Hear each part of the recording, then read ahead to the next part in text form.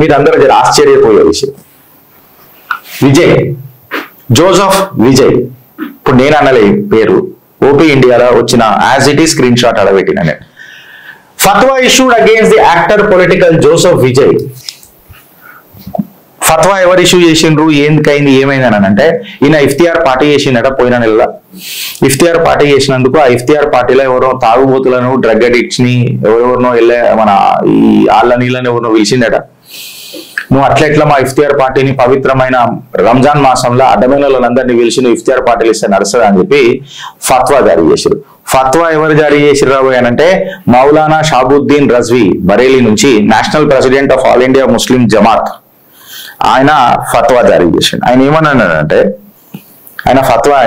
Tamil Nadu actor ఎవరైతే Joseph Vijay ఉన్నాడు కదా, జోసెఫ్ విజయ్ చంద్రశేఖర్ అని చెప్పి మాట్లాడతారు కదా, ఈయన యాంటీ ముస్లిం అని చెప్పాడు. ఇది నేను అనలే, ఎవరన్నారు, మౌలానా షాబుద్దీన్ రజ్వీ బరేలీ నుంచి, బరేల్వి ఆయన పేరే అది ఉండొచ్చు, ఆయన అక్కడి నుంచి ఉండడం నాకు తెలియదు, ఉత్తరప్రదేశ్ అనుకుంటా బరాల్, national president of all India Muslim Jamaat and chief Mufti of Chashme Darul Ifta, ఈయన మాట్లాడాడు. ఆయన ఏమనన్నాడు, షాబుద్దీన్ రిజ్వీ గారు ఏమన్నారంటే, జోసెఫ్ విజయ్ అందరు ఆల్కహాల్ మందు తాగేటోళ్ళని, జువ్వాడేటోళ్ళని తీసుకొని వచ్చి ఇఫ్తార్ పార్టీలు ఇస్తారు పవిత్ర మాసంలో. ఇది ముస్లింలను ఏమంటారు, డిస్రెస్పెక్ట్ చేసినట్టు కాదా, ఇంట్లో ఇస్లామిక్ పర్స్పెక్టివ్ ఏం కనబడుతున్నది జోసెఫ్ విజయ్ చంద్రశేఖర్ కి అని చెప్పి గంభీరమైన ఆరోపణలు చేసిండు. దాని తర్వాత ఏమన్నాడంటే, ముస్లింలను యూజ్ చేసుకొని రాజకీయాలలో ఎదగాలన్న ఈయన బుద్ధి నాకు అర్థమైంది. ఈయననేమో ముస్లింలకేమో ఇఫ్తియార్ పార్టీలు ఇస్తాడు, పిలిచేటప్పుడేమో అందరినీ తాగుబోతులని, మన గుజ్జు వాడేటోళ్ళని పిలుస్తాడు. మళ్ళా ఈయన సినిమాలలో మాత్రం ముస్లింలను అందరినీ ఒక పెద్ద తీవ్రవాదుల లెక్క చూపిస్తాడు అని చెప్పి గంభీరమైన ఆరోపణలు చేసుకుంటా ఆయన సినిమా ఏదైతే బీస్ట్ ఉందో అందులో ముస్లింస్లను, ఎంటైర్ ముస్లిం కమ్యూనిటీని కంప్లీట్ గా మిలిటెన్సీ, టెర్రరిజం కి అటాచ్ చేసి మరీ సినిమా తీసిండు. ఈయనకు ముస్లింల పట్ల ప్రేమ ఎందుకు, ఈయన ఇఫ్తియార్ పార్టీలు ఇచ్చుడు ఎందుకు అని చెప్పి గంభీరమైన ఆరోపణలు చేశారు. ఇంకొకటి ఏమన్నానంటే, ఈ Thalapathy R Vijay Joseph Chandrasekhar R Joseph Vijay Chandrasekhar, ఈయన ఎప్పుడు కూడా ముస్లింలను ఒక మాన్స్టర్ల లెక్క, ఒక దయ్యాల లెక్క చూపిస్తానన్నాడు, చూపిస్తూనే ఉంటాడు. సినిమాలలో కూడా అట్లనే పోర్ట్రే చేస్తాడు, ఎట్లా అని చెప్పి చెప్పిండు. ఆయన రిక్వెస్ట్ చేసిండు, ఎవరు, మౌలానా రిజ్వీ, ఏమనని, షాబుద్దీన్ రిజ్వీ ఏమని చేసిండు, రజ్వీ ఆయన ఏం చేసిండంటే, ముస్లింలందరూ ఈ నాటకానికి దూరంగా ఉండుర్రి, జర మీరు అప్రమత్తంగా ఉండుర్రి, వీళ్ళు మన ఓటు బ్యాంకును వాడుకొని తర్వాత మననే తొక్కనికే చూస్తారు, ఎక్సెట్రా ఎక్సెట్రా కథలు చేస్తారు అని చెప్పి చెప్పిండ్రు. తమిళనాడులో సున్నత్ జమాత్ ఈయన మీద ఒక కంప్లైంట్ కూడా ఫైల్ చేసింది, జోసెఫ్ విజయ్ చంద్రశేఖర్ మీద, చెన్నై పోలీస్ కమిషనర్ కి. ఇదంతా ఉల్లంఘించి ప్రయత్నం చేస్తున్నారు, ఎక్సెట్రా ఎక్సెట్రా, డ్రంక్ యార్డ్స్ లను పిలిచి ఇఫ్తియార్ పార్టీలు చేసిండ్రు. అయితే ఈయన చేసిన ఆరోపణలలో మళ్ళా ముస్లింలను యాంటీ ఒక ఒక ఒక టెర్రరిస్ట్ లెక్క చూపించి, లేకపోతే దాన్ని ఏమంటారు, ఒక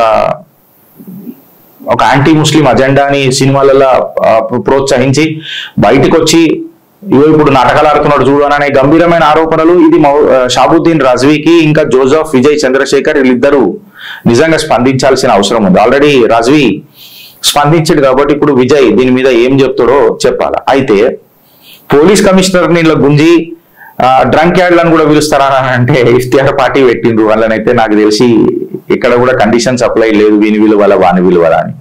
ఇఫ్తియార్ పార్టీకి కూడా ఎంతో మంది హిందువులు కూడా పోయి అటెండ్ అవుతారు, తింటారు, తాగుతారు. తాగుడు ఉండదు కానీ ఐఎమ్ సారీ, వెనకకి తీసుకుంటున్నా, ఐఎమ్ రియలీ సారీ. తింటారు, ఇఫ్తియార్ పార్టీ తీసుకుంటారు, వస్తారు. సో అందులో ఎవడు తాగుతాడు, ఎవడు తాగుబోతు, ఎవడు తాగడు అని అనేది ఎట్లా నిర్ధారిస్తారు అని అనేది కండిషన్ అయితే ఏదో లేదు. సో దీని మీద పోలీస్ కమిషనర్ ఏం యాక్షన్ తీసుకుంటాడో నాకు తెలియదు. అయితే అసలు ఈ షాబుద్దీన్ రిజ్వీ ఎవరు గిరీష్ అని చెప్పి మీరు మాట్లాడితే ఒకటి మీరు గుర్తు పెట్టుకోవాలి, మౌలానా షాబుద్దీన్ రిజ్వీ ఈయన వక్ఫ్ బోర్డు కి సంబంధించి కూడా ఒక జబర్దస్త్ మాటలు మాట్లాడండి. ఆయన ఏమన్నాడంటే, రజ్వీ నీకు ఇష్టమా గిరీష్ అంటే నాకు ఇష్టమే, ఎందుకంటే మనకు అనుకూలంగా మాట్లాడతాడు కాబట్టి నాకు ఇష్టం, ఎస్పెషల్లీ వక్ఫ్ బిల్. ఆయన ఏమన్నాడు, కామన్ ముస్లిమ్స్ కి వక్ఫ్ బోర్డు వల్ల ఏం ప్రాబ్లం లేదు, అది బెనిఫిషియల్ అని చెప్పాడు. ఆయన ఏమన్నాడు, ఇది ప్లేసెస్ ఆఫ్ రిలీజియస్, ఏదైతే ఇప్పుడు మనం ప్రార్థన చేస్తున్నాం చూడు, దాన్ని ఏం గెలకదు, ఏం చేయదు. ఇది సమ్ పొలిటికల్ పీపుల్ మన ముస్లింలను మిస్లీడ్ చేసి మన మాస్కులు, మన ప్రాపర్టీలు అన్ని దోసుకుంటున్నారు అని చెప్తున్నారు. అది అబద్ధము. ఈ పొలిటికల్ లీడర్లని ఎవడైనా సరే నమ్మొద్దు. మోడీ తీసుకొచ్చిన వక్ఫ్ బిల్ 2025 ఏదైతే ఉందో అది ఇంకా వక్ఫ్ బోర్డుని గట్టిగా చేస్తుంది అని చెప్పి ఈయన చెప్పింది. ఎట్లా అంటే ఆడిట్ అవుతుంది, ట్రాన్స్పరెన్సీ ఉంటుంది. ఇది వక్ఫ్ చట్టం అయితే ఇది వక్ఫ్లకు వస్తుంది. రాదు అని అంటే రాదు. తర్వాత ఉన్న ప్రాపర్టీలలో సద్వినియోగం చేసుకుంటున్నామా లేదా, వాళ్ళకి వచ్చే రెంట్లు ఎంత, రెంట్ల ఆడిట్ ఎంత, ఇవన్నీ బయట పడతాయి కదా అని చెప్పి ఆయన మాటలకు ఇలా చిత్రగుప్తు కూడా మద్దతు తెలుపుతుంది అని అంటే ఆబ్వియస్ గా బిల్లు మంచిదే కాబట్టి మేము మద్దతు తెలుపుతాం. దాని తర్వాత మౌలానా షాబుద్దీన్ రజ్వీ ఏమని అన్నాడంటే, అనవసరమైన ప్రొటెస్టులు మీరు చేయకూడదు, ముస్లింలకు నేను రిక్వెస్ట్ చేస్తున్నా, మీరు అనవసరంగా ప్రొటెస్ట్ చేసి అందరి కళ్ళ రేడార్లలో వడకుర్రి అని చెప్పి చెప్పిండు. ఆయన ఏమని అన్నాడు, మీరు పానిక్ అయిపోయి వక్ఫ్ యాక్ట్ మీద నిరసనలు చేసి వైలెంట్ ప్రొటెస్టులు చేస్తే వెనకటికి మీరు ఇట్లనే సిఏఏ లెక్క చేసిండ్రు, ముస్లింలు అందరూ స్ట్రీట్స్ లకు వచ్చిర్రు, గలీలలో వచ్చిర్రు, దంగల్ పసలాలు చేసిర్రు, దాని తర్వాత పొలిటికల్ పీపుల్ అంతా దీన్ని ఇన్ఫ్లుయెన్స్ చేసిర్రు, యావత్ భారతదేశంలో బద్నాం ఎవరైండ్రు అని అంటే అది ముస్లింలే అయినరు, వీళ్ళు చూసినావా ఇట్లా గుంపులలో వస్తారు, పత్తరబాజీ చేస్తారు, పంచర పుత్రులు అని చెప్పి మననే బద్నాం చేసిర్రు. ఈ ఇన్సిడెంట్ జరిగినప్పుడల్లా 27 మంది యూత్ ఉత్తరప్రదేశ్లల్లా ఇంకా వందలాది మంది జైలుకు పోయినరు. ఇప్పటిదాకా మనం అమన్ బచాంచి అసలు ఏందో బిల్లు చదువుదాం, అమన్ బచాంచి అది చేసి శాంతియుతంగా మనం ముంగడికి తీసుకోవదాం ఈ బిల్లుని అని చెప్పి ఆయన మాటలు నిజంగా మనసులకేని మాట్లాడిండి అని చెప్పి నాకు అనిపిస్తుంది. సో ఆయన మాటలకు మనం మద్దతు తెలుపుదామా అని అంటే నమ్మే ప్రసక్తి ఏ రకంగా ఉందని అనేది మీరు కమెంట్ రూపంలో చెప్పు. రియల్ రేపు ఎవరిని నమ్మాలన్నా భయం అవుతుంది. సో ఇప్పటికైతే ఈయన మాటలకు సమర్థిద్దామా అంటే ఎస్ సమర్థించవచ్చు.